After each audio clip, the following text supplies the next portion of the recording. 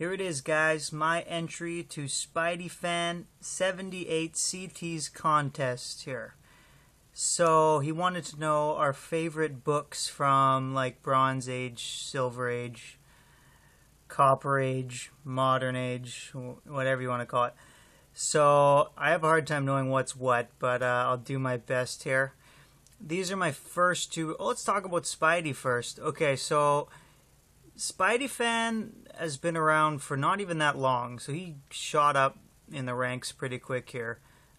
He came around when I had like 87 subscribers, maybe something like that, and he makes a guy feel really special. He's a really nice guy. He always leaves really nice, thoughtful comments. It just makes you feel like you actually know what you're doing and what you're talking about.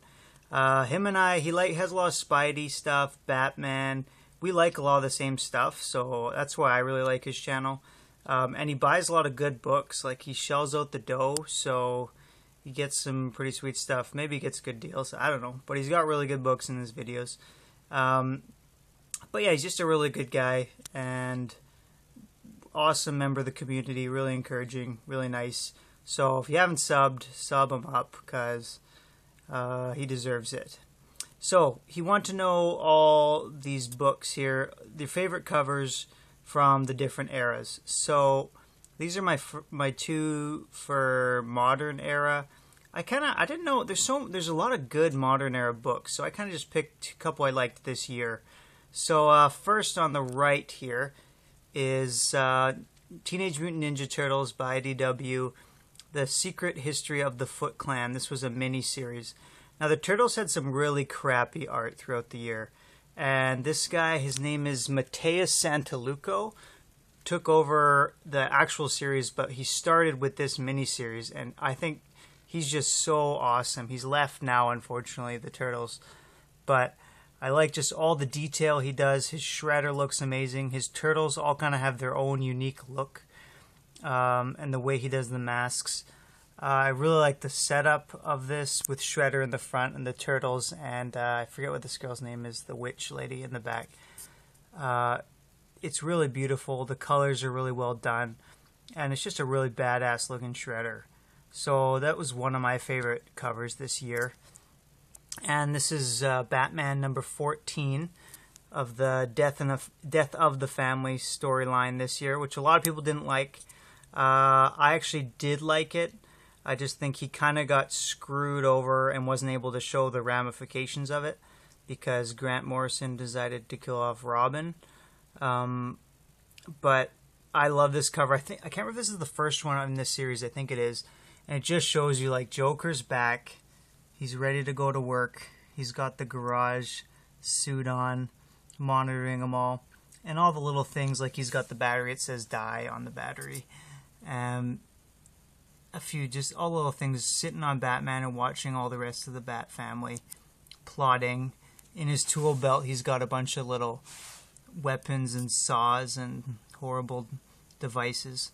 So this was a Greg Capullo cover, and I thought it was pretty sweet. So, moving on, what else we got? He's a Spidey fan, so I got a fair amount of Spidey books here. This is Amazing Spider-Man 316. It's the return of Venom. What do you say about it? It's awesome, awesome McFarlane cover.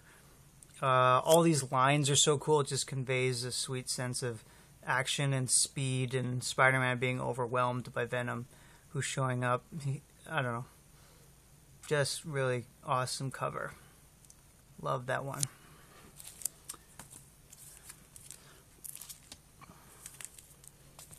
I'm doing this while I hold the camera. It's awkward.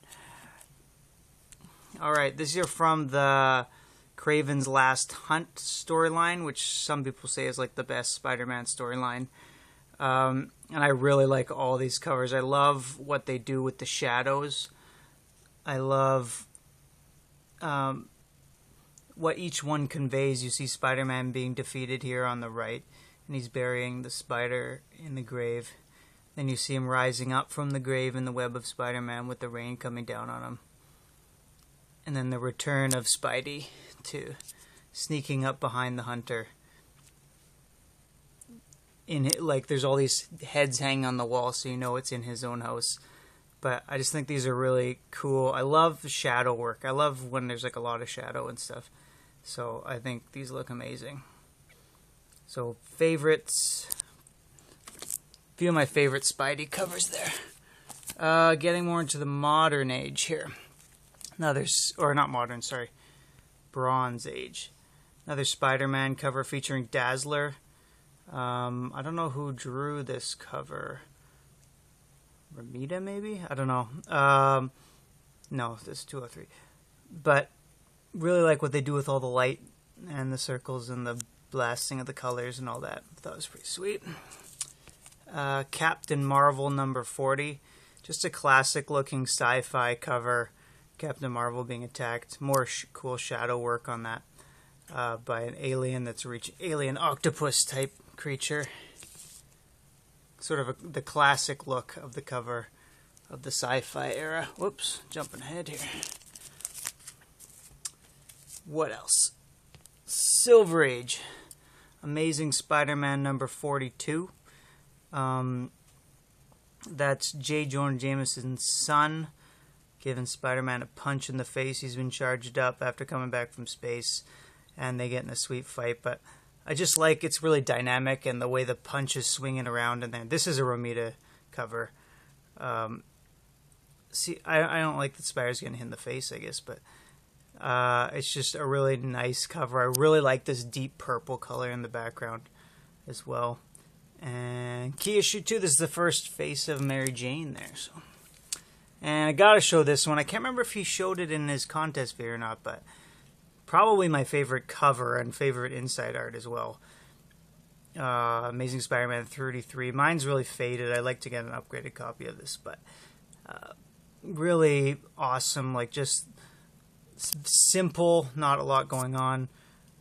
In terms of like a lot of letters or different characters, just Spidey overwhelmed, water dripping down on him. Looks like he has no option. Like you don't look at this and look like something you can climb out of, maybe wiggle through or something, but he actually lifts the whole thing off his back. But it looks like it's just so big around him and it makes it look so daunting. So I'm not really an art expert, but it's just kind of what I like about this. But yeah, I love this issue and I love that cover. And I only have one kind of Golden Age book I just had in my last video. Figure I'll throw it in. It's not technically a comic. It's more of a little novella type thing. But there is a comic on the first page. So that counts, right?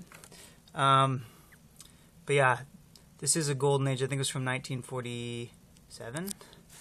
But the skull made up of all the corpses of dead, young-looking people. Pretty neat. I like the big, bold titles of the Golden Age. I'd love to get some Golden Age comics, but nothing. And, of course, like, you guys have all seen this book. Everybody knows this one. But I figure you have to throw it in there just because everyone knows it. But Samurai Squirrel, number 1, Master of the Sword.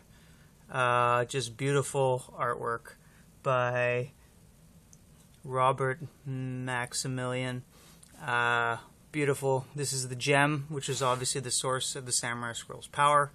He's got a samurai sword in his hand. Eyes sort of little half crazy, like the squirrel is, looking around trying to figure out who's sneaking up behind him. Classic Spotlight Comics. Everybody knows this issue. I'm sure it's everyone else's favorite as well. But thought I'd show it out. So, thanks for having the contest, Spidey. Good luck. Here's to your next 150 subs there. And we'll be seeing you soon. Okay, take care.